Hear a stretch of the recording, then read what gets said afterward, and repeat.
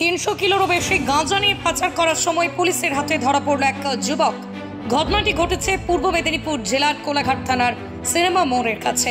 Police সূত্রে জানা যায়, ওই দিন বোম্বাই রোড ধরে কোলাঘাট বিট হাউস থানার উপর দিয়ে একটি পিকআপ ভ্যান দুরন্ত গতিতে হাওড়ার দিকে যাচ্ছিল।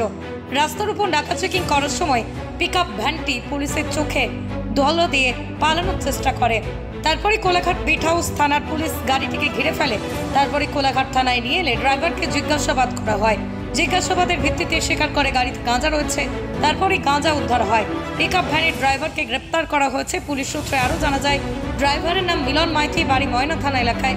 তবে আগামীকাল পুলিশ গাঁজা পাচারকারীকে আদালতে তুলবে এবং পুলিশ রিমান্ডে চাওয়া হবে, কারণ এই বিপুল সংখ্যক গাঁজা কোথা থেকে কোথায় যাচ্ছিল বা এর সঙ্গে কারা কারা জড়িত রয়েছে তা তদন্ত শুরু করেছে পুলিশ।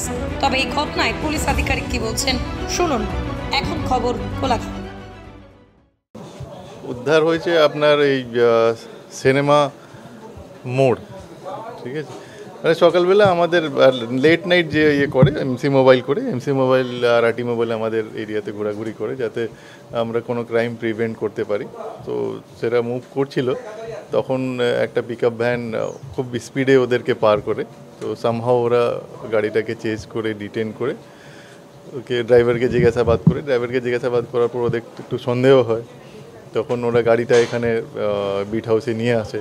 এখানে আবার ফার্দার জিজ্ঞাসাবাদ করা হয়। তখন জানা যায় যে গাড়িতে গাঁজা রেখে নিয়ে যাচ্ছিল। এটা অ্যাপ্রক্সিমেটলি 300 কেজি মতন আছে। একজন অ্যারেস্ট হয়েছে এখন অবধি, গাড়ি চালকই অ্যারেস্ট হয়েছে।